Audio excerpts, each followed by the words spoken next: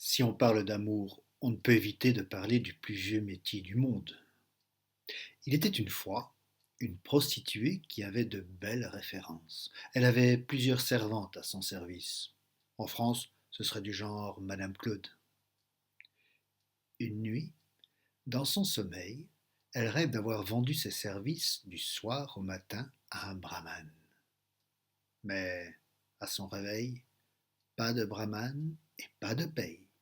Elle s'en offusque, raconte la chose à ses servantes et les envoie en ville chercher le brahman pour qu'il paye son dû. Les servantes parcourent la ville en racontant la mésaventure de la patronne. La rumeur gonfle si bien que le premier brahman qui passe par là est déjà coupable.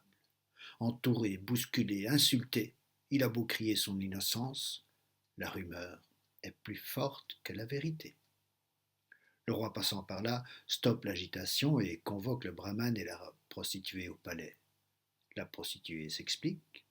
Cette nuit, j'ai rêvé vendre mes services à ce brahman qui refuse de payer son dû. Le brahman répond. Cette nuit, j'ai dormi avec ma femme, qui est jeune, belle et de même caste que moi. Je n'ai aucune raison de faire appel à une vieille prostituée, même pas belle et sans caste.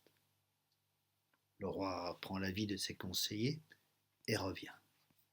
Il demande au brahman de lui donner la bourse d'argent qu'il a à la ceinture. Offusqué de se sentir accusé à tort, mais n'osant discuter un ordre royal, il obtempère.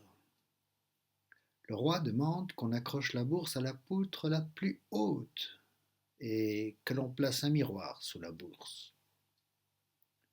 Le roi s'adresse à la prostituée en lui disant de se payer dans le miroir.